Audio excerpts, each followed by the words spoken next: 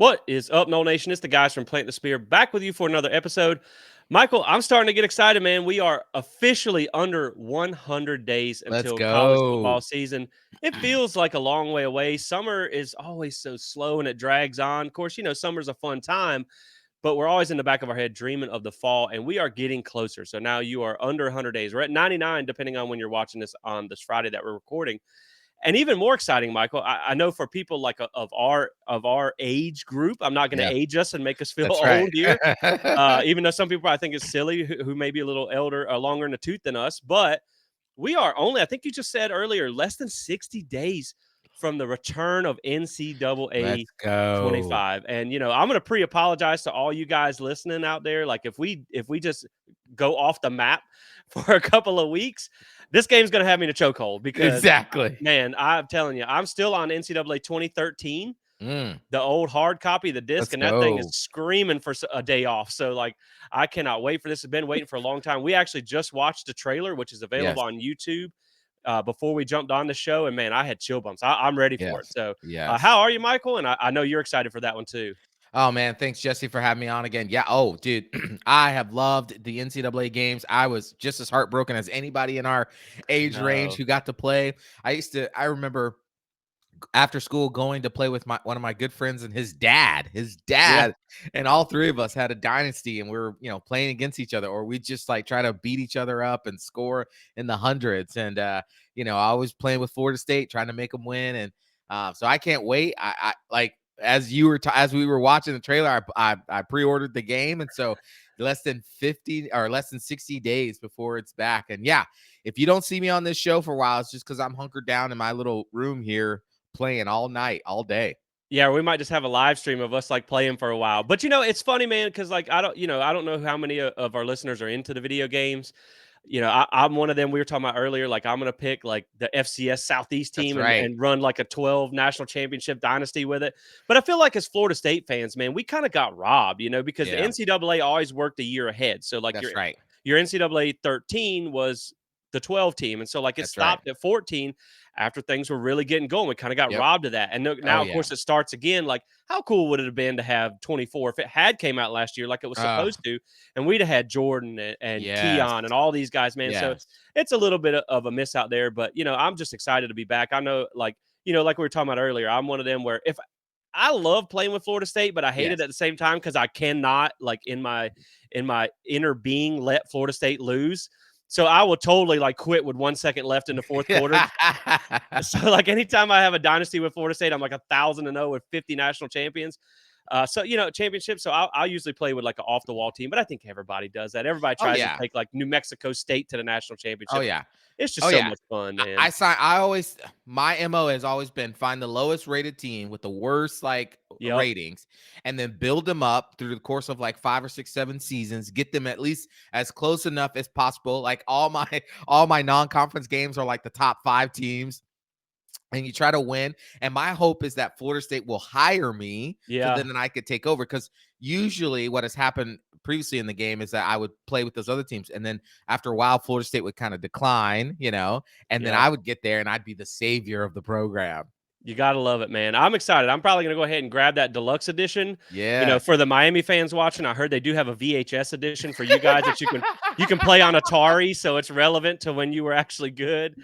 So be on the lookout for that. Oh, The that was good. the Atari edition. So Yes. Yes. so with that being said, Michael, let's get into some football talk here. Look, it's summer. There's not a whole lot going on, but we did just have the ACC meetings wrap Yes, we up did. down in Amelia Island, Florida. There was a couple of interesting talking points that came out of that. Not anything like they weren't flipping tables and stuff Right. like you might expect. I mean, I kind of heard otherwise, but man, you would have thought the tension in there had to be like thicker than a 2-day-old bowl of grits or something. I mean, it had to just be the most awkward. I just picture ACC meetings now like an old Western cowboy movie where they're all standing in a circle with guns on each other. Like no one who's going to shoot each other first. There's no loyalty. No one knows That's what they're right. doing. Everyone's out for themselves.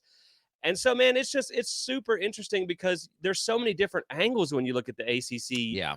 the meetings and stuff. Like on the one hand, you have the conference I mean, look, man, Jim Phillips makes a good salary. He knows what he signed up for, but Yep. in a way, and I don't feel sorry for him, like Nope. because of the job that he's done or has not done, really. I just kind of feel bad for him as a person in a way because it's kind of like he got promoted to captain of the Titanic after you hit the iceberg. Like, there's That's only a good so much, analogy. you know what I mean? Like, it was already a sinking ship, and now you just have to try and save it, and it's like his job is just almost nearly impossible. Right. But I don't think he's helped himself either. No. No. And so I think you had him kind of trying to hold everything together and keep a positive perception of the conference. Meanwhile, you have, these guys are professionals, man. Right. These are suits and ties. They make good salaries. They're not going to go in there, and like fighting at your sister cousin's house. Like, they're not going to be doing that. We're not getting the cops called here. They're going to be That's professional. right. But you can tell it's just got to be an awkward time, man. You got Clemson and Florida State suing to get out, the ACC suing them, and you got some UNC drama that's popping off Right. during the meetings. And so we're going to jump into that. But, man, give me some overall thoughts on some of the stuff that you saw come out of there. Yeah, I agree with you. I think, man, what a perfect analogy of being promoted to the captain after the Titanic hit the iceberg.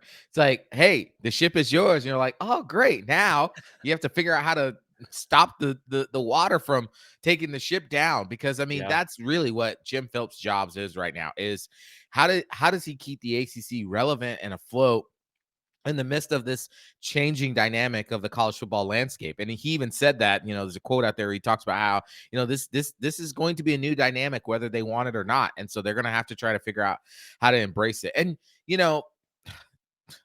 I don't know if I don't, you're kinder than I am, because I don't feel bad for the guy whatsoever, because he has not done himself any favors. He No. talked about how, the thing for me, I'll throw it back to you on this. The thing for me that kind of just forever made me just not like this dude is the fact that we literally watched a whole day of broadcast during the conference championships with Greg Sankey from the SEC, who's his counterpart, literally petitioning for why Alabama and Georgia should be in the college football playoff. And you know where Jim Phillips was? Some radio show. Right. Right. I Right? mean, you have the ACC network. Like, why? How come it wasn't, like a State of the Union address or something where it's Correct. just him at a podium? Like, man, you should be on like a hunger strike or You something until they you put Florida State in the playoffs. Like, Exactly. You should have been begging ESPN, just like the SEC was, to get airtime, to state for why Florida State yep. deserved to be in the top four playoff selection, but you weren't. And look what happened to your conference, your team. And now, I mean, I know we'll get into this later, but you look at some of the quotes that came out of there, just mind baffling of like, what he said. You're just like, are you kidding me? This is what Yeah. we're paying you for? And so that's why I just have no kindness in my heart, at least for him as the commissioner. I Yeah. just don't think he's doing a good enough job. Right. I don't know that I'm gonna mail him like a get well soon card A or something Christmas like card. right. But I definitely feel like I just understand the challenge that he's facing. And I know that it's an extremely uphill I get battle that. that he didn't necessarily create the mess. Right. He just didn't do himself any favors, like you said, with that Right. thing. And really one of the big narratives that came out of the ACC meetings, which we can dive into right now, is the perception of the conference. And I think a Yep. lot of that has to do with starting by looking at the leadership. I mean, Yep. one, you have a long timeline of failed issues with the leadership of the Over and over conference. again. But then you brought in Jim Phillips, and it was like, oh man, this guy's highly regarded. He was like Right. number Came 2 in from the Big line for the Ten. right. Yeah. He was in line to be the Big Ten commissioner or something, down the line. And so you thought he might be the guy that could dust this thing off and turn it around. And then it turns out that again, like in his very first ACC media days, where I got to go to that, and it was just the whole gated communities the Yeah. speech, and Yeah. it was just, man, you can see through everything he's saying. It's like he knows the writing's on the wall, but you have to pretend that it's not. Right. And when you look at the perception, a lot of that has to do with, like we said, the leadership starting there. Like you mentioned, he should have been all over national news. You are partners with ESPN. You should have been Yep. in a boardroom twisting somebody's arm at ESPN Yes. to be on the air to stick up for your team. And it just seems like a lot of the stuff that he said now, it's like, man, it's great that you're saying it now, but it doesn't do us any good now. No, it's too late. Right. And you have to understand that, like, there was no lawsuit going on at that time. I know they thought it was going to happen. That's why they sued us first. But like, there's no reason you shouldn't be sticking up for Florida State, because when one of those schools does good, it's good for the entire perception of the conference. And Correct. I honestly feel like in our strength of schedule episode that we did here on this channel, we probably did a better job defending the ACC than the Absolutely. ACC did defending itself. We've seen consistent lacks in their marketing, the way the Yep. ACC is marketed, the way they promote themselves. You know, I mean, I love Eric McLean and I love EJ and I love some of the guys on the ACC Live and all. I think they do a really great job. Yep. It's just the promotion of the conference. It doesn't do it justice. It's not on a power 3 level if you're Correct. trying to compete with that. And I was talking to somebody the other day, a friend of mine who's a Clemson fan, and he's pretty tied in with the program and everything. And we were talking about, hey, what conference do you think we're going to end up in? Either one of us. And we got to talking about it, and he was saying how like some of the schools, he kind of felt a little bad for the ones that are going to get left behind. And I said, man, Yeah. I don't. Nope. I don't, because they made their bed and now Yep. they have to lay in it. And, when you look at Clemson and Florida State, they stand out far above the rest. I mean, there is no other team that even remotely matches the success that they've had on the field, at least in the ACC. All of Correct. Miami's was prior to being in the ACC. They have contributed nothing to this conference. It's been a Nothing. two-team conference since Florida State joined. Correct. And, and I'll kick it back to you on this, but here's why I don't feel bad for them. Because we all got the same paycheck. Yep. It changed last year with some performance enhanced payouts, but we all got the same paycheck. And so I went back and I looked at a couple of numbers here. And, first off, you have to consider that some schools are private, so they Yep. don't So you can't get all the disclose. numbers. Right. Yeah. They don't disclose all their numbers. But I did go back and look some things up. And man, again, this just goes to speak to that. Now, this is from the Knight Newhouse. I want to make sure I from the Knight Foundation Project. So if these numbers are crazy, go yell at them. This is where I got the data from. But anyway, they have a tab where you can break it down and you can see football spending, what you spent on football. And they show from 2018 to 2023. So they give you that kind of 5-year average. Clemson, over that 5 years, on average, spent $52.63 million on their football program. That's like scholarships and everything. Right. Florida State spent $53.1 million, and the ACC average was $30.1 million. Wow. And like just some of the schools, I didn't have time to pull everybody, but Georgia Tech averaged $26.1 million. Wow. Louisville, who again you think is one of the better brands in the ACC, averaged $32.1 million. And the ACC blue blood themselves, UNC, averaged 29.1. Again, man, like you are a product of your own creation. You had the same paycheck. You could have spent the money on the football program to be successful like Florida State and Clemson did, and you didn't. So I don't feel bad if you get left behind. The free lunch is gone, man. So I'll throw it back to you on those numbers. But man, when I started looking at things, I was like, that's why I don't feel bad for them. Because I mean, you're looking at an average of over $20 million a year more put into the football budget than these other schools. And they had no problem. They had no problem for the longest of time, basically riding on the backs of Florida State, as Florida State was earning them all that money. Let's just be real. The ACC wasn't like a dominant football conference before Florida State. Right. They were not. I mean, they had one national title, and that's a split national title with Georgia Tech in 91 with Colorado, I believe. That's it. Yeah. And then they had Clemson won one in 1980, I think, or 81, yeah. Even if they even count that one, right? Back when they had leather helmets. Yeah, back when they had leather helmets and they had different polls awarding national championships back then. So, so when Florida State gets to the ACC, it's a basketball conference. It's purely basketball. Florida State gets there and turns it into a football recognition. Like, oh, you've got to deal with the ACC because you got to deal with Florida State, not anybody else. And so the ACC was more than happy to ride the coattails of Florida State getting all the money, all the things. Then the moment that Florida State says, hey, this is not fair. We've been carrying this conference on our backs for all this time, and we're getting the same amount of equal pay. They all want to throw up in arms, and Wake Forest wants to say, we're the hottest new brand and rising in sports. Are you kidding me? Look how much you're spending on football. Look how much UNC, the blue blood of the ACC, is spending on football. Look how much, the only team program that we can even say like is with us is Clemson, and they're our rivals. And that makes sense. They're our rivals because they're actually spending the money to solidify their football program. So this is the ACC's fault. It is the ACC's fault that the world perceives the ACC as it is. It's not Florida State's fault. It's the ACC's fault. It's not Yep. Clemson's fault. It's the ACC's fault.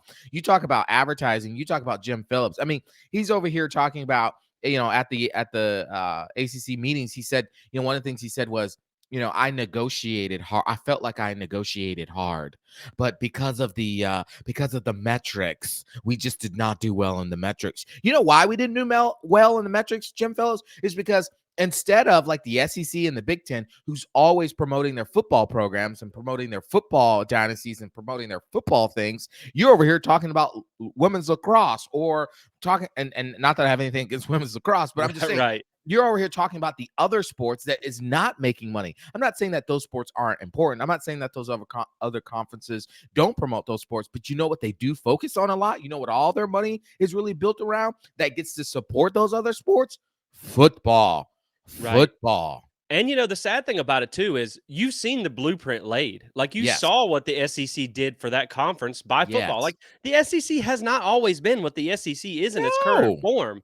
ESPN invested a lot of money and they got fortunate with as much as he might be the Darth Vader of college football, Greg Sankey is really, really good He at his really is job. good at his job. Yep. And then the Big Ten has kind of followed suit with being like, put the conference on football's back and then build everything off of that. And Yes. the ACC kind of chose to stay that basketball conference. And again, like you mentioned, man, it's not even about the success on the field because that's not what brings the revenue. The TV numbers bring the revenue. Yes. And if you thought that the spending gap was wide, go look at the TV numbers. Yes. I mean, it is insane how far Clemson and Florida State are ahead of these other teams. Now, there was a couple teams that did better last year, but I remember the numbers off the top of my head because I wrote an article on it, and I think it was 2022, even when Florida State was just getting back to a 10-win season.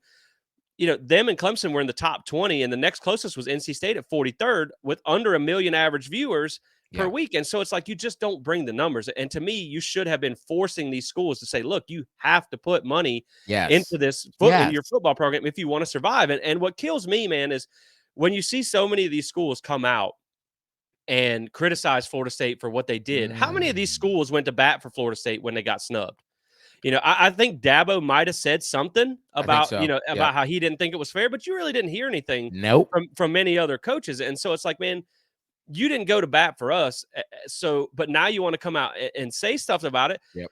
And, the people who think that, well, Florida State's just crying about it, man, if it had been your team. Oh, you'd have done the same thing. They'd have done the same thing because it's never happened to anybody else. And so I think what's interesting to tie this into some of the stuff that came out of these ACC meetings was, and I'll read a little quote from Michael Alford. He said, we have great partnerships in this conference, great relationships, which I thought was a little kind of a weird statement. It was kind of like let's be nice. I'm in the same building. Yes. He said, but at the end of the day, we've got to do what's best for Florida State and looking at the changing environment of college athletics and make sure we're there to be successful. Clemson and FSU are two institutions that want success and see a changing environment and want programs to compete at the very top level. They understand to compete at the top level, we need to have our options available and want their programs to compete at an elite national level. And to me, the thing that I think I take away from that quote is people have a misconception that Florida State came at this to just dunk on the ACC. Like, oh, it's a trash conference. It was never about that. It was never about the ACC being bad. If they could have figured out a way to fix this, I don't think Florida State had a problem staying in the ACC before. I think now it's the damage is irreparable. But it was always about what's best for us. And then Clemson sees the same thing. They said, well, there are, like you said, there are direct conference rival because of we're at the same level. We're at the same pecking order. Right. And now they realize too, like, hey, man, we actually want to compete on a national level. We got to get out of here. And we've talked about this before. There are two teams, and I mean, I know Miami wants to compete at this level, but until they put their money where their mouth is, so to speak, and I know they've increased some spending lately and stuff like that, it still is the two teams ahead of the rest. And so it's like, man, when you look at these two, it's like they compete for national championships. They compete against SEC competition every single year in every year. These other schools, they don't do that. They don't go out of their way to schedule a lot of these hard out-of-conference games. No. They don't play against SEC teams as their main rivals. They don't have to compete with a lot of those. They don't even have a national brand like these two schools do. Right, and so I think it's like you have to look at it from what's best for them. It's not, again, man, it's like if someone offered you if you worked at Walmart and Target offered you $10 more an hour, you're not going to be like, well, I've worked here for a while. I kind of like my manager and whatnot. It's best for what's your household and your family, and that's Yes. what they're trying to do. And I think that's why you're seeing the drama that happened at UNC, which is what Yeah. we'll talk about next, where they had a board of trustees member, not the entire board. It's just one guy, so we don't know their entire feelings on it. Right. But he comes out and he basically says, "Look, man, we're crunching our numbers, and we're coming in at a $17 million deficit Sheesh. in 2024 for this upcoming season." And we heard them a couple months, maybe a year ago, come out and say that, look, if things don't change, we can't necessarily Right. support all these sports because they have a lot of sports. They have a lot of That's right. Olympic Title IX sports and things like that. And it's going to come to a point where a lot of these schools are starting now to realize, like, man, Yep. this is I don't maybe necessarily agree with what Florida State did, but I understand why they did it. Yeah. And that's why I think like the ACC is going to fight you tooth and nail. I mean, they're Oh yeah. going to. This is a fight for survival for them because even if the conference doesn't die, it's not going to be the same Right. with Florida State and Clemson. ESPN may not even pick up that option. That's right. But I think you're seeing the teams that do compete or at least want to compete at that national level, they know why Florida Yeah. State, and that's why you're seeing what's come out of North Carolina. And I mean, that's a hot mess, man. At least Yeah. at Oof. least we're aligned. You got the board of trustees say one thing, the AD The says 80s another. saying another thing. The president telling both of them to shut their faces. I mean, it sounds like Bubba Cunningham might be showing the door pretty soon. I mean, Oh they're man. they're digging into that man's past and stuff to see how he managed the athletic department. I But mean, he was pro ACC, so I think that's he right. started. You kind of went against what's good for North Carolina, and that's what I just don't understand is why some of these schools are so pro ACC. The ones that could go somewhere else, Wake Forest, I get it, man. You're not going anywhere. You're not Nah. getting an invite. Right. But these other schools that could go somewhere else and end up in a better situation, Yeah. it's a dereliction of duty not to do what's best for the Ooh, use university. that word. Yes. That was Yes. that was a little bit of a big one, man. That That's was a big word. that's a That's a dollar big word. word. That's no, the dereliction of duty. I mean, I think it's the perfect word because you look at UNC. We've known for, I mean, Jesse, you and I are in our 30s, and we've known most of our life that the SEC would murder somebody to get UNC into their Right. background, right? Right. And so how can you as the board, as the AD, as the president, not look at this current landscape of college football and say, man, we have a surefire ticket. We have a wink wink and a nod from the SEC that if we were able to leave this conference, we could go and make the SEC money and continue to be North Carolina and the Jordan school, all like that stuff. And yet we're over here waving the ACC flag like we've got to stick with this thing. The house is burning down. And Right. so do you stay in the burning house or do you look at the neighbor's house and say, no, I'm gonna go over there. That looks better than my house right now, Right. right? Like, what are we doing here? And here's the other thing. This is why I think it's interesting, is the fact that Florida State, people jumped down Florida State and got on Florida State because of they publicized the board of trustees meeting where they had to vote for the lawsuit, and in that meeting they said some things. Well, because they're required by Sunshine State laws to publicize that meeting. Now, UNC didn't have to publicize anything, and you got a rogue board member out there putting quotes out there, as they say, dropping G's like lasagna on these guys. Like, I mean, he's just dropping bars on his own university. Then you got the AD that's aloof, that's not figured out. And then you got the ACC commissioners like, yeah, I'm not going to get in the middle of it. I'm going to let them work it out. The ACC, let's go, baby. Right, man. Like I said, at least we're aligned. At least Clemson is aligned. UNC seems like they just don't really know what they want to do, but they know. I think it's the fact that it's like they know they can't stay in the ACC, Yeah. but they also know they are like the first domino. Yeah. I mean, Florida State and Clemson are kind of like big ones. They're like the pillars that hold up the conference. But man, if you lose a blue blood, like UNC, I mean, because Clemson is a blue blood. I mean, Yeah. they've been around since the beginning. They've been a member since I think '53 or whenever it started. If you lose UNC, man, this conference is in deep trouble. And there's some people out there that I see through social media and whatnot, that represent other brands and podcasts and stuff, and they're pro ACC, but you look at the school that they represent, and it's like I know why you represent the ACC. Correct. I know why you like the ACC because you don't have the thing, and people can talk about where they'll go. I don't think you're going to have these teams doing this That's right. without having some kind of backdoor handshake agreement to know they have somewhere to go. Now, I mean, the thing is, man, like even if you lose this thing, because the ACC has said through this, they have zero chance of settling. They are going to fight this to the end, and they have to. I mean, they got Yeah. no choice. I still think it's going to go to discovery. I still think they're going to go to a settlement, and I still think it's going to get handled outside of the court. I don't think the court's going to end up deciding this. I think it might drag out longer than we anticipate, Yeah. just because you're going to end up getting, if UNC does file. Now you got, because they're going to sue back. That's Right. going to be 6 lawsuits happening at one time. But man, That's a lot of fronts to be fighting a war. that's a lot of money to be hemorrhaging for Yes. legal fees. Yes. And the thing is, like, what's interesting is this is kind of one where it's just like prolonging the inevitable, because when 2036 hits, I mean, Lord knows what college football will look like by then. Goodness gracious, it might not even be the same period. We might Jeez. even have college football by then. It could be semi-pro. Who knows? Yeah. But everybody's going to leave in 2036. They're just going to That's kind right. of blow the whole thing up and walk away. So, man, it's been interesting to watch the developments come out of here. But there really wasn't any like smoking guns. So some of the other things that I want to touch on coming out of that is a couple of the comments that Mike Norvell made talking about the roster, because we got, Yeah. they had the ACC media or channel there or whatever, ACC network, and they got to talk to him, and some of the things that I'm encouraged about looking at 2024, man. Mike Norvell, for one, is really excited about this 2024 roster, and he's not one to really Nah.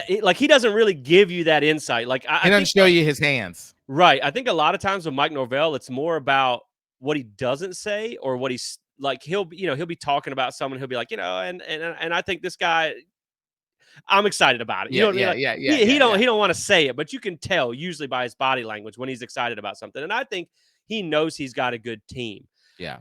I love that he says, "Look, these guys don't need any motivation," because they kept asking about how they're gonna respond to what happened last year. These guys, they don't need any motivation. And Yep. then another interesting comment that came out was his comments on Darius Washington, thinking Yes. that he can be an All-American level left tackle. Now, he was first team All ACC last year, so I mean, he's played at a high level, but he's also kind of been that Swiss Army knife. Like he's Yeah. been guard, All over. center, tackle, everywhere. So I think if you can, that's just two things. One, if you could put him in that position and just let him play one position, that's got Yep. to help. Yep. But man, it would be so big for Florida State to have an All-American type Left of tackle. left tackle. Mm-hmm. At the same time, Michael, that Mm-hmm. says something about the guy who was Mm-hmm. previously in Jesse. that spot. And we were talking about this before the show, and we talked about this before. Like, man, it's nothing against Robert Scott, but No. he's proven to not be reliable as far as health reasons. And so Yeah. I think you hate to see him get passed up. Yeah. Maybe he can look at right tackle or something like that. But man, I think this is a smart move to put him in that position, lock him in, and then give him that vote of confidence that you Yep. believe in him as a coach, and to just let him go flourish with a guy that you can rely on, because he's been reliable, knock on wood. Yeah. And Yeah. then you can bring in Robert Scott if need be. So I think that's a good move, man. I'm excited to see what Darius can do. I think this is going to be a really big year for him. Again, first team All ACC performer last year at tackle, Yeah. as an offensive tackle. Man, if you could have a just jam up left tackle, Yeah. man, it's going to be big for protecting DJU.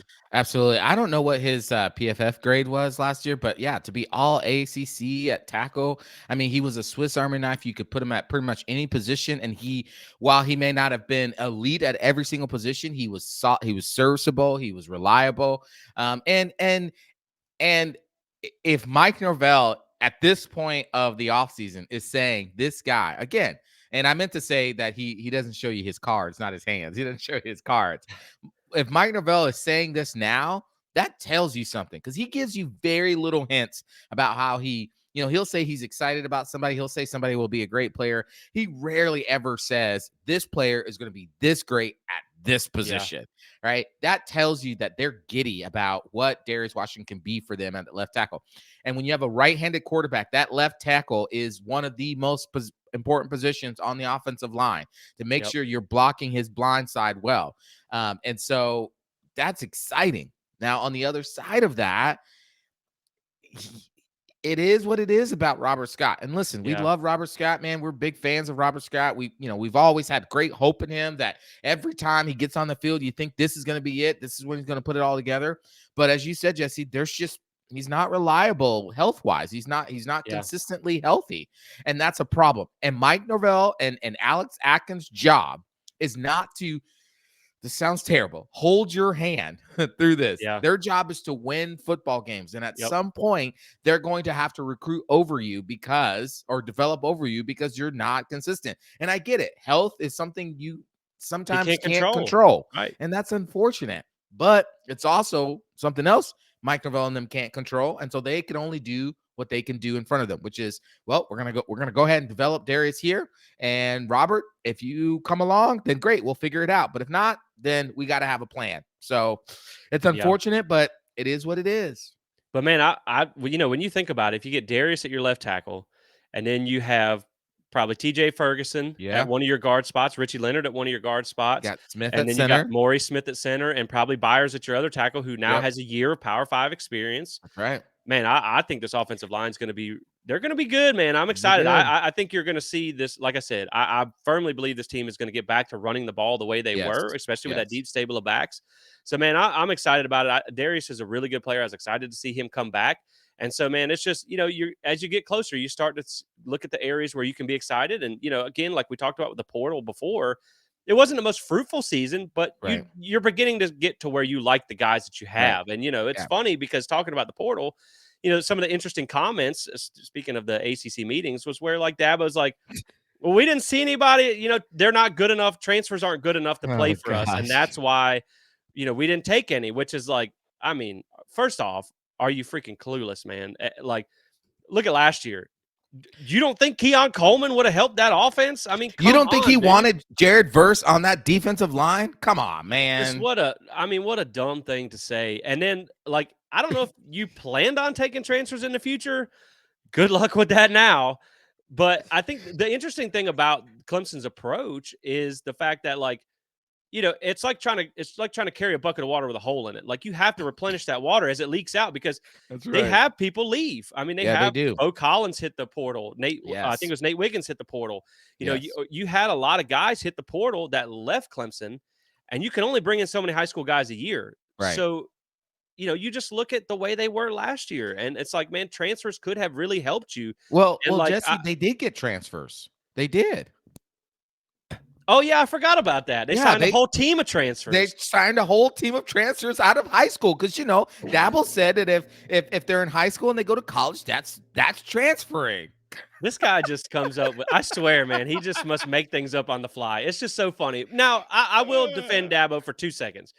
He's not completely wrong. Like, there has still never been a team that has really, like, I don't think Michigan was not transfer heavy. I'm sure they had No. some transfers that helped Yeah. them, but really the method to get a national championship is still recruit and develop Still out of recruit and high school develop. Yep. until it's not. So he's not wrong there. I just think being so antiquated in the way that you think about the Yes. portal is ridiculous because teams like Mike Norvell and Florida State have shown you the blueprint, and now you're seeing a lot of teams follow that lead. And so, man, that's just, man, it's Now, crazy. But Jesse, I could say to that point, you're right. There has not been a team that has been transfer heavy to win a national title. But I could also throw a wrench in that point to say, well, there could have been one, there but it should got have been screwed. one. Yeah. There should have been one. There Should have should have been been one. one. But you know what, Michael? You know who will never screw you over? Who? That's Alumni Hall FSU. Yeah, you can trust them. You can trust them to handle all your Florida State gear needs. So go check those guys out. They are today's sponsor. If you're in Tallahassee, go check them out at 1415 Timber Lane Road or shop online, alumnihall.com. Navigate over to the FSU page. They got all kinds of cool stuff, something for every single Knoll fan, and you can get it at a great price by using code SPEAR to get 10% off online or in store. Just tell them we sent you. We appreciate you guys supporting those that support us. That's Alumni Hall FSU. Let's So, go. Michael, the meetings are cool, man. That's all hoopla and fun stuff to talk about. But, like, we got to get down to some brass tacks, man. We Let's got some go. actual football news to talk about here. The first 2 game times are set. We are on the board. We know Go. what's coming. So now, Florida State, it's kind of cool, man. I hate noon games. I'll be honest with you. I do too. I don't care if you played on the moon or Ireland or wherever. I hate noon games. But I get with the time zones and things like Yeah. that. That's what you got to do. But I do think what's cool about the Ireland game against Georgia Tech being at noon, you're literally the first game of the 2024 Yep, season. that's So, right. like, all eyes are going to be on you. That's why they took this game because, again, first game of the season, probably the biggest week 0 game. You're going to be on international TV. This is why they did it. For those Oh, of yeah. you, this is an international exposure. It's huge. So that's a noon game. That's going to be cool. I feel like the noon game. I know the time zone things. Let's put that aside for a second.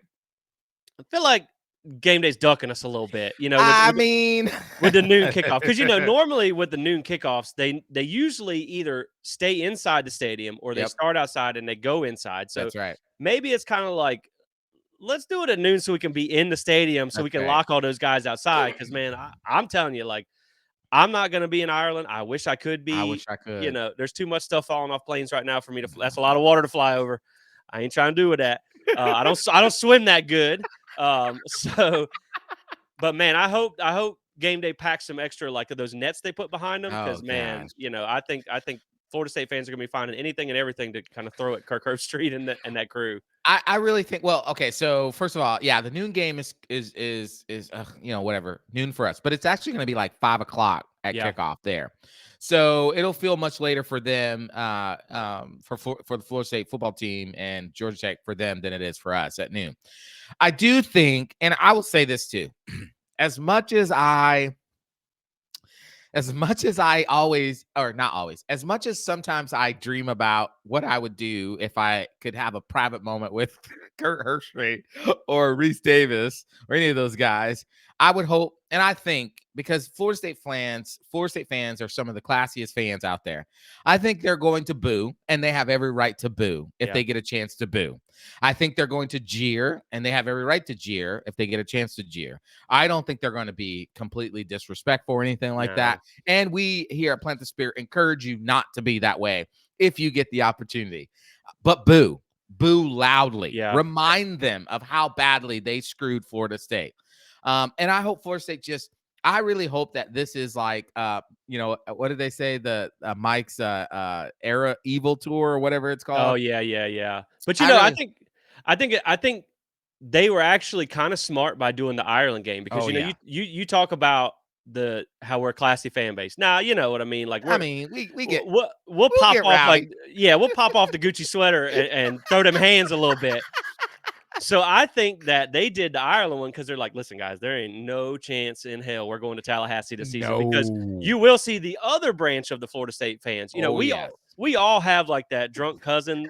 That's like That's right. that's most of the SEC fan bases Yes. that you don't invite to all the family Nope. functions. You show up to Tallahassee, it's going to be a long day for game You day. getting some. I'm gonna You're just tell you right now. You come up, you getting some. for sure. So this is probably like them checking. Look, let's give them a game day, so we don't have to go to anywhere near Tallahassee this year. But man, I think it's true. They have every right to be pissed because of Yeah. what they did. And personally, I think it's kind of a just a man. I'm trying to think of a family friendly way to say this, but just a screwed up thing to Oh even yeah. go to this. I Oh mean, yeah. like Why?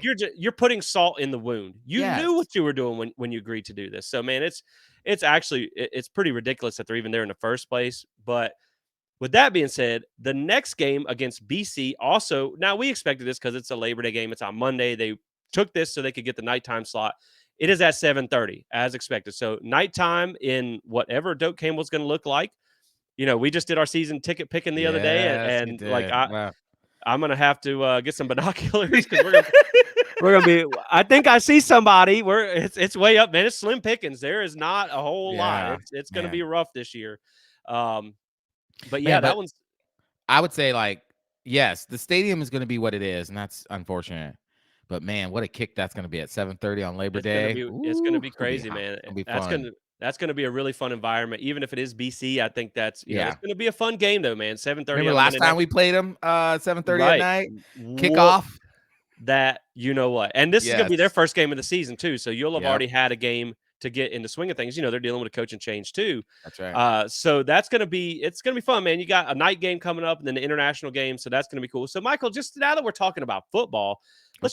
let's just kind of talk about some of these week one matchups Ooh, that we're let's excited go. about. Because look, I mean, we're 90, I'm gonna say 93% Florida State, and I like using 93 and 99 for obvious reasons. Yep. Um, we like to talk about kind of everything college Yep. football here, so we're gonna branch out just a little bit, talk about some of these games. there is a Thursday game now, and this one I think is interesting. Maybe not on the radar for a lot of people. North Dakota State at Colorado. Mm. Man, look, North Dakota State ain't no joke. They might pants Dion on national I was TV. thinking the same thing. Gonna be rough. That ain't Colorado State, buddy. They Yeah, have a history of beating they win FBS teams. FBS teams. They win titles. They're good in their division. They're in the playoffs every year. And yeah, Dion, if you take this for granted, you're gonna be on the embarrassing side of this. Yeah, I think that one's going to be interesting. And man, That's why Marion Cooper came back to Florida State. he knew. He's like, I ain't starting off like that. Not me, buddy. He's like, I'm gonna be in Ireland drinking a Guinness, watching y'all get whooped. That's right. That's so But good. yeah, man. So I mean, I think it's interesting, and I've always said this, man. Like, I love Florida State. I love big games. I will sit down and watch two community colleges play on a Thursday night. Oh yes. So like, I'm interested to see these. But when you get to the headliner games of that Saturday, now these aren't the week 0 games; these are the week 1s. But August 31st, Clemson versus Georgia in Atlanta. This is a really interesting game. Man, it's a little bit disappointing that they're starting at noon, a variable time. But I think this is going to be a really, really interesting game because I know we were talking before the show. I know how we both expected to go. Yeah, I mean, you look at this is really a bad timing for Clemson. Yes. Like, now, if you win, I mean, this is great. This is great. Like, this is great we are back on the top of the mountain. But you got blown out by Duke last year in your first game of the season, and look at how it set the tone for that season. Yep. The narrative was written on Clemson before they even played another game. Right. And so if you come into this Georgia game, who, they brought back a lot of their guys, they got an advantage. Carson Beck has shown to be better than Cade Klubnik so far. I mean, it's year 2 in that offense, so maybe they've gotten a little bit better. Man, I think Georgia's gonna put a whooping on Clemson, and man, like, this is one where I had wrote an article for the College Huddle that we're in, and I wrote an article about 5 games where the ACC could earn some respect this season, and this is one of them. If Clemson can go into Atlanta and pull this off, it would be massive for the conference, for them, for everybody. I just don't think it's going to happen. No, I mean, you got, first of all, like, what a home field advantage for Georgia. They play in the Mercedes-Benz Domes for a lot of things. Like, this is their backyard, and you're coming in to try to beat them when they have all these returning players, including Carson Beck coming back, right? Who could have left. I mean, yes, they're going to be replacing, Brock Bowers, but they'll figure it out. It's Georgia. Look at there's not much else they're replacing. And I will say they are really good in Atlanta unless it's against Nick Saban. Other than that, you're in trouble. True. That's very true. And I hate to bring up a sore subject, but if you looked at what happened at the Orange Bowl, the unnamed game that we dreamt, I think, but you saw the level of talent that was showing up in that game. And Clemson, yes, they, I know Dabble's just now embracing the transfer portal, high school, whatever he thinks it is. But that, what you saw of Clemson last year was, they got better towards the end of the year. I think they ended up going like 8-4, whatever, beating Kentucky in the whatever Music City Bowl. But they were they were nowhere on the level of what we saw at the Orange Bowl with Georgia. And so this would be great if Clemson could win, but you're not going in there betting them at all. No. This might be a first quarter game, and that's about it. Yeah, and man, I really think too for this one. Now, it's kind of an unreal standard to hold yourself to, like, if you're not there. But when you look at from Clemson's standpoint, you're trying to lobby to get out of the ACC because you want to go compete with all these. We don't need transfers. We like the guys we got. You've won a couple national championships. You've been in the playoffs consistently. You should be able to line it up and compete with Georgia you look at from like a blue chip ratio. So, like, man, I think this one is where you could really, really reignite the flames in Clemson if you win this game. But if you lose this game, I think you're going to start to have some eyes really start to put the pressure on Dabo because, if they screw around and lose in Tallahassee too, and then maybe drop another game here or there, another 3-loss season or something like that. It's just going to look like you can't compete at that level anymore. So this one's going to be big for Clemson, for the ACC, and just to see how that season plays out. Because, I mean, if you come out and you get whooped, it ain't going to be like the Orange Bowl, I doubt. But if it's even like last year, a 3-touchdown beating like they did to friggin' Duke, that's going to be interesting, man. But Well, and I'll say this too, real quick, is that, you know, you look at Bama and Georgia because they've been the torch barriers for college football for the last several years. You know, when they've had off seasons, you know, Georgia obviously recently has, you know, come on to be the elite standard over the last 3 seasons. You know, they lost for the first time last year to Alabama. But, you know, you look at, you know, when with Nick Saban, when Alabama had an off season, immediately the next season they were like in the conversation again, Right. and they Right. were winning and they were playing for a national championship. Whereas with Dabo now, what is this? This is year 3 or 4 that they've been kind of removed in the sense Yeah. from the national spotlight esque and that say. And so you're now getting into that territory where you're like, and I hate to do it because I love the man so much, but man, you're kind of getting that territory where you're looking at like the first 5 years of the lost decade of Bobby Right. Bowden, where it's like they were kind of in the conversation, but you knew roundabout where they got to 5-0, 6-0. This is where they start to like falter. Well, Right. Clemson is Dabble is starting to get in that same era. Yeah. And the difference between him and Nick Saban was Nick Saban could make it a 1-year thing and then get him Yeah. right back on the horse the next year. Right. Right. And it didn't matter. Like, it didn't matter the change, the Right. quarterback, the coordinators, it didn't matter. And I actually think that's a really good comparison that you made, because you look at, Bowden and Dabo, for a sense, like Dabo's has not been as far removed from success yet. Right. Both of them got or will get a long runway from their success, That's from right. winning multiple national titles. But the downfall kind of came in the same way, where like Yep. you were successful and then a coordinator change happened. That's right. Mark Richt moved on. You That's hired Jeff right. Bowden. He hired Terrible some hire. people. Right. Yep. He made a bad hire with Yep. Streeter. Yep. Only last, I think, a year. Now you bring in Riley, and just Yep. really didn't pan out too well last year. I mean, obviously it was year 1, so maybe things get better for him. But at the same time, man, it's like they're slipping.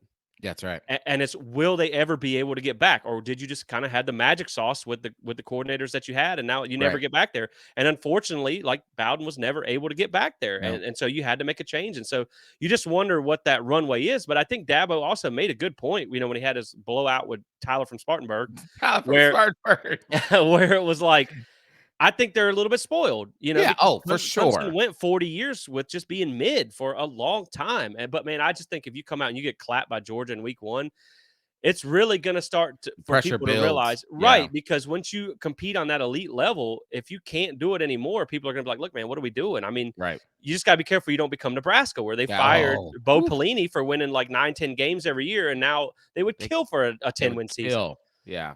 But looking at the next big one, and this is like, man, I just wish, I don't know, I wish this game could like get canceled. They both lose, whatever. I don't. It ends in a Double L's. right, Yes. like it ends in a tie or something like that, and both teams have to forfeit. I don't know. However it happens, let's just make it happen. But that's Miami at Florida, man. Oof. This is a game that I'm going to be really interested to watch. I Oh wish yeah. they played more often. I wish they played every year. Every year. So you could have like a true state champion every single year. I would love to see that happen. And I think this is going to be an interesting one, man. I just feel like the Swamp is an advantage for them.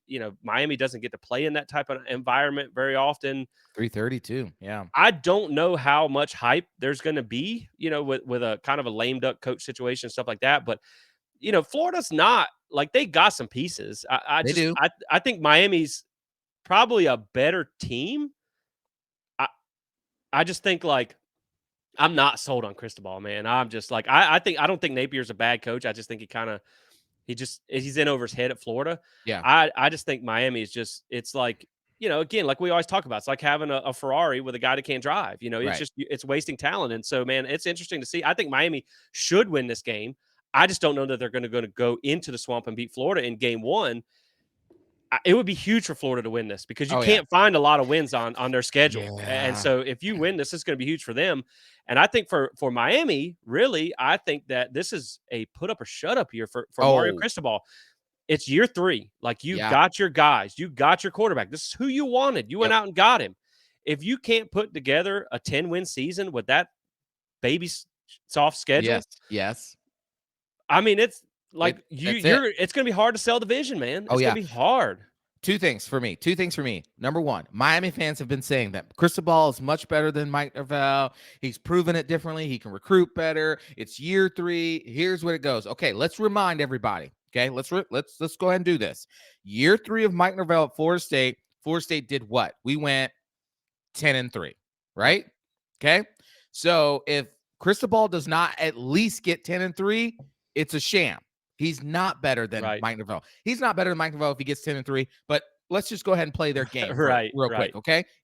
If he doesn't get 10-3, this is the put up and shut up year. All the recruiting, all the great players and the offseason championships they've gotten. This is the year to put it all together. Now, Yep. I would normally, like you, give them the advantage as far as on paper, they look like a much better team than the University of Florida.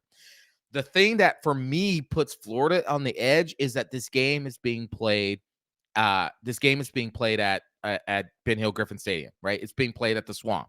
Now, if this game was being played down in Miami, where they have their 100 fans that show up to the game, then maybe I still might give the Florida Gators an Right. It's advantage. basically a neutral site game at that Basically point. a neutral site game, so Miami might win. But because this is being played at the Swamp at 3:30, I just give Florida just a little bit of an edge. And here's the other reason why I give them a little bit of edge, because they have Graham Mertz coming back, who's going to start. He's familiar with their offense. He's familiar with their play calling and all like that stuff. Whereas on the other side, Cam Ward is still learning the offense. And based on what we heard from the offseason, we didn't hear a lot of glowing reports about how that transition has been going so far. I mean, we didn't hear a lot of negative, but we didn't hear a lot of glowing reports either. So Right.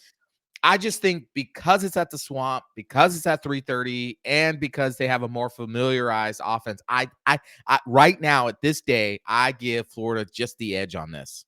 Yeah, I could see that too, man. It's going to be so interesting. And I will say too, and we'll move on from it, but when you look at what year 3 in the comparison and all that stuff, I mean, he started in a better situation. He didn't Yes, have he to. He did. didn't come in a COVID year. They had a more talented roster on Yes, he paper, blue did. chip ratio, and all that stuff. Preach. The program was in a.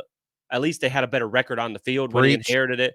So, like Mike Norvell has done more with less. And Preach. and again, man, you just got this is it, man. If they don't do something this year with that schedule, like they felt that schedule they had last year was soft already, and to end up doing what they did last year, like again, but they got Cam Ward has to stay healthy. I mean, that's all. Yep. That's all they got, Yep. But again, man, yeah, I don't know, man. I feel like Miami might win it, but I can't buy into Miami until I No. see it. Nope, They I have can't had either. one 10-win season in 20 freaking 20 years. 20 years. We sucked, and we've won 10 games.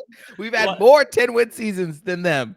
Right, like as the kids say, we were cheeks for a few years, and we still have won 10 games, 2 seasons, twice as many times as Miami has in the last 2 years that they did in the 20. So until I see it, man, I'm just not on that train.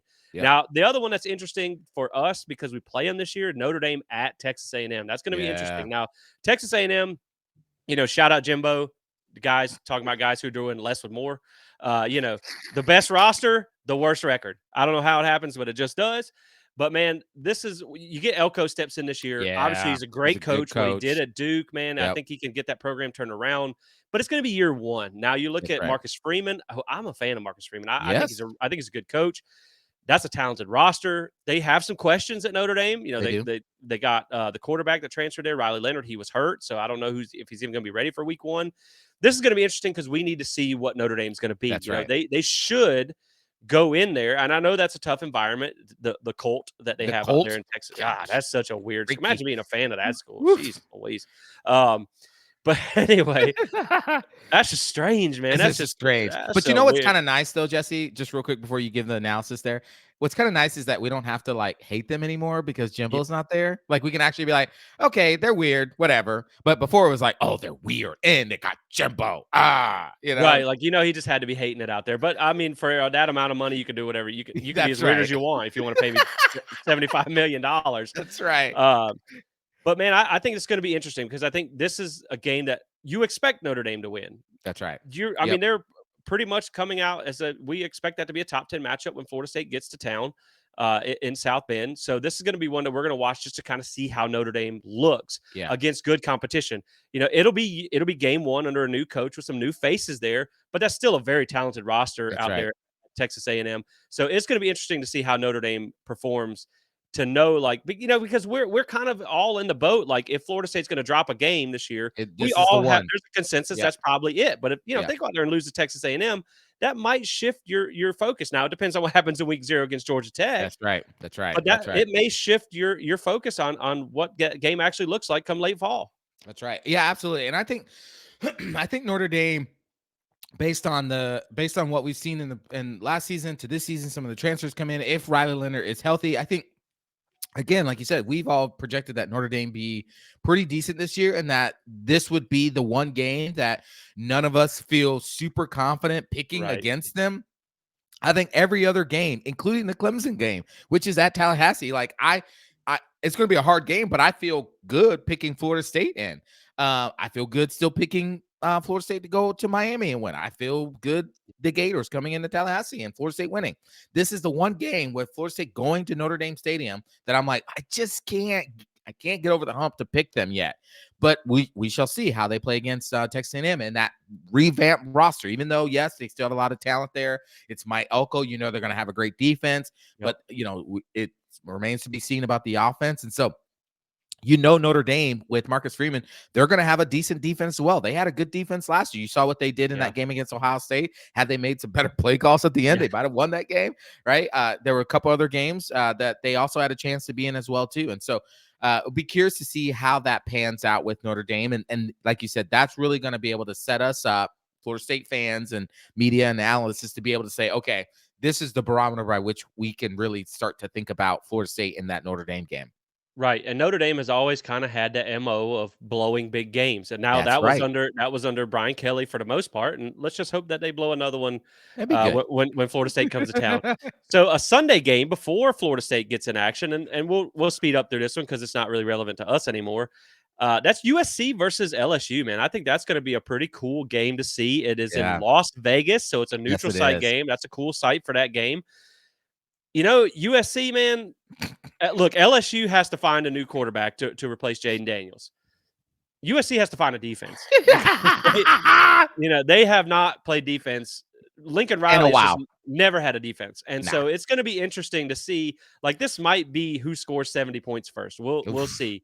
But yeah, man, it's good. I think this is going to be a fun game. I mean, it's so cool. Like I really enjoyed that LSU series Yeah, that we played. It now, that of was course, I good. enjoyed it a lot because we won both games, That's right. and we smoked them that last year. But this is also going to kind of be a little bit of a testament year for both of these coaches. Oh, I mean, yeah. you're looking at Lincoln Riley's now got a couple years under his belt. You've had your guys come through. You had Caleb Williams. You didn't That's do right. anything with him. What do you do without them? Yep. And then LSU, like you started hot. You won the SEC West. You made the SEC championship. Of course, you ran into a juggernaut. No one blames you for losing that one. I mean, Nope. nobody beat them, Georgia that year. But then you also look at last year you had the Heisman winner, and it was kind of a letdown season, Yep. especially with the way Alabama played and stuff. So it's I'm not going to say either one of these are going to be on hot seats because I think they put so much into getting these Yeah. coaches there. Yep. But man, this is going to be like a put up or shut up bowl, so Oh, to yeah. speak. It's going to be interesting to see who comes out on top in that one. Yeah, I agree with you. I don't think any of them are on a hot seat. I do think if LSU were to lose this game, the flavor of the LSU family Yeah. for Brian Kelly is going to go a little bit more sour just because it's Oh yeah. LSU, right? Yeah. I think you're right. I think a loss for LSU is worse than a loss for USC. Correct. Yeah, Yep. I think Lincoln Riley has so much rope there. They're just USC is just great to be back in the national limelight Right. Yep. again, but LSU, they expect that they're sick of losing these first week games. I mean, Yep.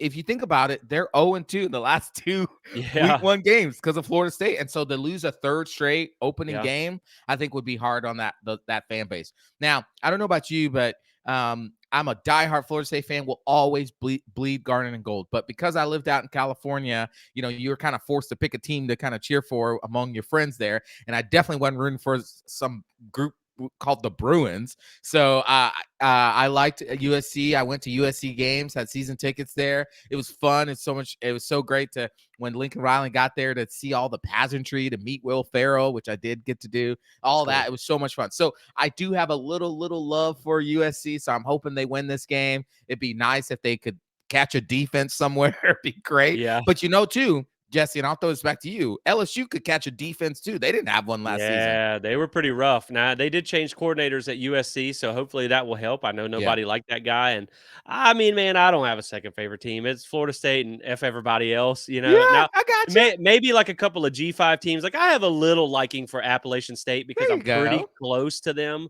I'm only about 2 hours from Boone, and I really want to go to a game up there because it's pretty crazy up there Right. for a G5 school. But that's going to be a fun. I think those are two fun brands, and Yeah. that's where Florida State LSU was. I think it's where like you may not be where you want to be, but you're Right. back out of the muck, That's and right. it's two fun brands, two matchups. So that's cool as well. And then of course, to tie things up here, we kind of already talked about it. Florida State, Boston College on that Monday night. So man, Yep. you like early in the season, you're getting all the spotlight. You get the Oh week yeah. 0 game, the big week 0 game. That's like the only really one I think between two Power 5 schools that matter anyway. And then you also have the game on Monday night. You'll be the only game that night, Labor That's Day right. at nighttime. So all eyes are going to be on Florida State. That's going to be just an awesome couple of weeks with jam packed full of football. That's right. And then I think one last one that I think is going to, this one's going to sound like, you're going to probably be like, "The fuck are you talking about, dude?" Yeah. Um, Virginia Tech at Vanderbilt. I Oh, think I did see that one. that's Yes. an underrated game because Vandy Interesting. is garbage, Yep. but Virginia Tech has some high hopes this year. And, they have a history of kind of struggling to get, like, they lost to Old Dominion a few years Yes. ago. I think they lost to Rutgers or something like that. So Yes, it's they like, did. Yeah. if you come out and lose to Vandy, talking about respect for the ACC and perception of the Oh, ACC, if I want to say when I wrote the article about the odds to win the ACC, they're top 4. I think they're like okay. or top 5. They're like behind Florida State, Clemson. I think maybe Louisville, Miami. They're right up there because they're returning the most production in college football. If you go on the road and lose to Vanderbilt, I mean, the perception of your program, of the conference is going to take a massive hit. So that one might not be a headliner game, but it's one that I have my eyes on because Oh yeah. I had like towards the end of the season when I saw them getting a lot of people back at Virginia Tech, I had kind of started to predict that it's going to be Florida State, Virginia Tech, at Charlotte next year. Yeah. Louisville did some things in the portal that I think they may have passed Virginia Tech. They also lost half of what they I was gained gonna in the say they portal. gained and then they lost Right. half of it. And so, man, I still think like Virginia Tech is going to be one of the front runners for making that ACC championship. And man, if Yeah. they come out and lose to Vandy, that is an absolute letdown. Yeah, it would be a catastrophic letdown for the ACC, but also really more so for Virginia Tech. At this point, you'd have to look at that coaching staff and say, okay, it's just not working. I mean, Yeah. and it was so funny because when Virginia Tech and Miami and all of them came over, Virginia Tech quickly established himself as like, oh, we're gonna mean business in this conference. Right. And it just has seemed since that time, since what's his name? Beamer retired, it has just Yeah. not been the same since. Yeah, So Fuente, Mike Fuentes. Norvell's predecessor Yes. he was an absolute flop there. Yep. And there's been some stories that come out where their athletic department was an absolute shambles mess. They were Yep. underfunding. And man, when they hired Brent Pry, I was talking to some Virginia Tech fans that I know and that cover the program. And I'll be honest, man, this is no shade on Virginia Tech because that's one of my favorite fan bases out there. Mm-hmm. They're just a great group of people. They're super nice. And they support their team through thick and thin. But when they hired Brent Pry, I was like, man, this doesn't scream like we're ready Yeah. to play football. This is like, oh, a ship stabilizer, so to Right. speak. I mean, I like the guy. He kind of won me over a little bit because he talked a little smack, called him the flagship program at ACC Media Day. So I like him. And then they had a good late season. They kind of came on Yeah, towards the they end of did. the season. Yep. They had a good one. So they need this year if Yeah. they're going to dust that program off, they have to have a good year. And this should be it for them. But man, there would be no bigger black eye on your schedule than dropping a game at Vandy, Oof. to start your season. But that's pretty much it for the big week 1 games that we're going to be watching. Obviously, as things get closer, we'll talk about that as well. Like I said, sometimes we venture off the path a little bit to talk about college football as a whole because, man, we just love the game and we love the That's sport. right. And I know you guys love the sport too. And so we want to talk about that a little bit. But, Michael, to close the show out here, let's touch on a little bit of round ball sports. Now, Okay. we said last week in the last show that it was a bad time for Florida State to kind of hit a slump And baseball. Yep. in baseball. Well, they lost to Pitt, They hit and the slump. that was a low for this team because that was Pitt's first ACC series win of the season, Yep. And then they backed it up with a loss to Stetson, which, Yep. I mean, it's midweek things happen. Stetson is sometimes tricky to get around. Yeah. Right, and I did read some things where there was some crazy things that happened with the travel schedule with Yep. Pitt that maybe threw them off. They did beat Georgia Tech last night. This is their last ACC, their last series of the regular season. So you hope they're playing. If you're watching this on Friday, they're playing a doubleheader today. Hopefully, they can get the series win, get one, maybe even a sweep. Yeah. If they do get the win and the sweep, even, I think they will be able to hang on to one of them top 8 seeds. I think they will be able to host a regional, and I think that's really important because when you look at this team, so they are currently 37-13. Again, like I said, or excuse me, 38-13 because they beat Georgia Tech last night. They are 26-3 at home, but they're 8-10 on the road. Yeah. So they play so much better in Dick Howser Stadium. They need to host that regional. They Yes. started 19-0, and I understand it had a lot to do with the competition once they hit the thick of the season, but they've been 19-13 since. Yeah. So they just, man, they're gonna have they like we said, they hit a slump at a bad That's time. right. But if they can get some momentum, get this Georgia Tech series win, and then host that regional, looking at some of the teams in there, I think there's like Florida A&M and then another like small team. I think they have a really good chance at Yeah. who's the early predictions to get out of that regional with a win. But when you just look at the disparity between the home and the road record, man, Yeah. they gotta host. Yeah, absolutely. I agree with you. And the thing is, man, you just don't want this season that's been such a good season, Yes, such yes, a good revitalization, coming off of what they went through last season. Man, you want them, what's the old saying? Like if I'm gonna go there, I'm gonna get me something, right? I'm gonna yeah, get me something, right? So if they're gonna go into the postseason, man, go get you something. Go get you an right, ACC title. Go get you a regional if you're able to host it. Go get yourself a super regional. Go win something, man. Like you yeah, just do not want this season to end in a dud where you right, lose. Hopefully they don't lose the Georgia Tech series. They go into the ACC tournament. Go as far as you possibly can there, and then see what you can put together in the NCAA tournament for College World Series tournament. See what you can do there. But man, you don't want the slump to turn into a womp womp, where right, you right. end the season and you're just like, man, we did all that for nothing. Right. And at the end of the day, man, this isn't Miami. We don't Right. claim recruiting We national do not. championships. Like unless you put hardware and it's a And perfect rings on example. finger. Right. Like when you look at the football season last year, like, man, 13-0 to the ACC championship was one of the funnest seasons Oh, I've so ever much fun. experienced as a Florida State fan. It doesn't mean a freaking thing because you didn't. Now Because it you wasn't didn't your get it. fault. It It wasn't your wasn't your fault, fault. but But because you didn't bring home the hardware, it didn't really matter. It didn't really right. do anything for you. It ended up being kind of a more of a letdown than anything Yep. after a Yep. 13-win season. So, like you said, you just want to see them be able to capitalize on that early season momentum. Now, the ACC tournament's going to be kind of hard to win. I mean, you got Right. Duke, you got Wake Yep. Forest, you Got got NC Clemson. State, you got Clemson in there. You have a lot of really good teams. But if you can get this Georgia Tech series win and host a regional, there's no Yep. reason you shouldn't be able to That's go right. through that and win, especially if you're hosting. So, just good luck to those guys. Hopefully they can capitalize on things, and of course we'll talk about that next time after the regular season has wrapped up. Last thing we'll touch on here is softball. They are actually getting ready to start playing today That's right. in the regional that they're hosting. They have Chattanooga today, and then they will looks like they'll play the winner of Auburn and Central Florida. So they kind of were the opposite. They Yeah. started a little rough. And Then then they came on late in the season. They were able to find their rhythm, find their flow. yep. You would think that they should be able to handle Chattanooga pretty easily. You would And think. then, but we'll take it one game at a time. That's right. And man, you can never count out Lonnie Alameda. So That's like right. I will never sell my stock on her as a That's right. coach. So as long as you get a fighting chance, I'm going to trust them.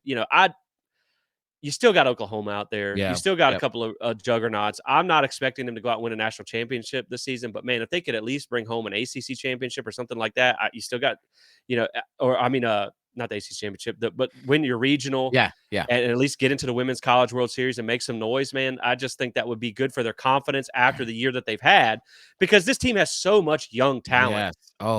that going forward, like Jasani Oh. Beecham has won Woo. basically every award that you could win Out as a there. softball player as a Yeah. freshman. She is absolutely amazing. So, if you can go into next year with some momentum, with all the young talent you have on this team, it can be a really big year for them. So don't ever count them out. But they do get underway today with the regional that they're hosting.